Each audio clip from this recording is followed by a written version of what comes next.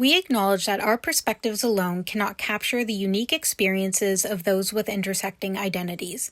Our goal is to share useful tips, start important conversations, and learn together by sharing what we know.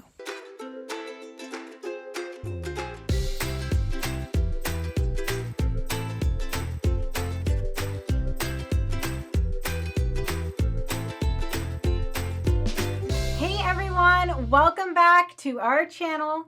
If you don't know by now, I am Kaylee, an ADHD neurodiversity educator and advocate. And for the past several years, I've been lucky enough to work in employment services, higher education, and peer support, helping fellow neurodivergent individuals working towards their goals. Hey everyone, I'm Eliana. I'm an ADHDer who's passionate about community building, and I'm also one of the co-founders of ND Connect. We're the global peer mentorship platform for neurodivergent professionals.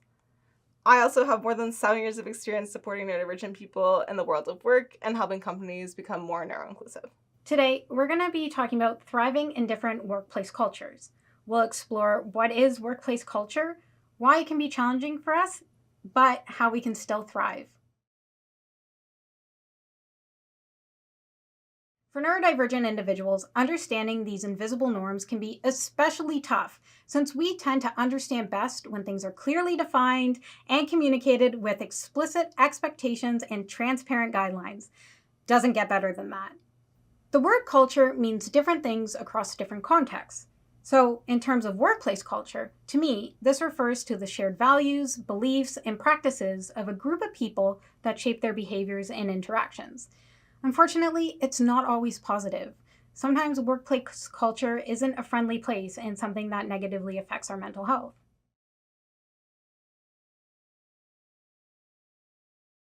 Understanding workplace culture or office politics is important because it directly impacts your ability to succeed and feel valued at work.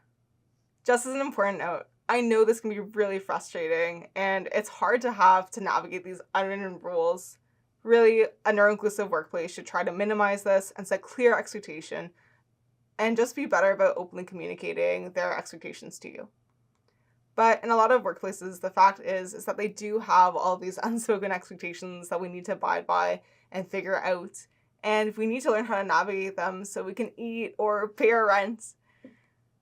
So here are some actionable tips for how to do just that. I just wanted to first acknowledge that just because this is how it is does not mean that this is how it should be. Connecting with a mentor or a colleague who has been at the company for a longer time can really make this process easier. They can offer valuable insights and guidance, help you get acquainted with a workflow, understand expectations, and navigate those unwritten norms or unspoken rules. You can also ask for explicit instructions and expectations for tasks and projects. This might not always be the most comfortable, and it might also depend on who your manager is and whether you trust them enough to be able to go to them. But if your manager isn't somebody that you do feel comfortable talking to, you can also ask a colleague or a trusted friend at work to also support this process. But when you're unsure about the expectations or norms, it can be helpful to ask direct questions just to gain some more clarity. You can also ask trusted mentors for feedback or their perspectives on how your actions align with workplace expectations or tips they have for moving forward in your company. This could be somebody that you find internal in your organization through something like an employee resource group, which again, I highly recommend you check out and encourage you to join if they are available in your team.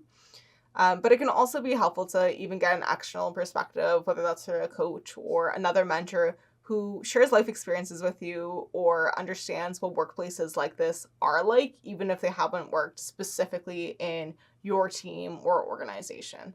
They might have a lot more industry experience just navigating similar situations that could also apply or give you some more knowledge on how to go about approaching it. Now, let's talk about how you can thrive in the workplace. A good place to start can be identifying allies. Allies are colleagues who understand and support neurodiversity. They often offer guidance, advocacy, and a safe space for discussing workplace challenges. I also don't want to make it about that to thrive in the workplace, you need this from others and that from others, and you feel like you're relying on another person to thrive. So I know for me, to thrive independently, I find it helpful, when I have the capacity, to curiously explain why my brain maybe does the things it does and just put it in a positive reframe that makes sense to people. For example, working at Dory Zenner and Associates has been so helpful because I don't fear retaliation or shame when I'm in a period of burnout or slip up and say something that may not be considered work appropriate. Remember, navigating workplace culture in a lot of places unfortunately means navigating unwritten rules, which can really suck. And I'm sorry that it's like this. I really hope that it continues to change and become different, but hopefully some of these tips will help, at least for now. You can find a free resource for this episode on our website at doryzenner.com.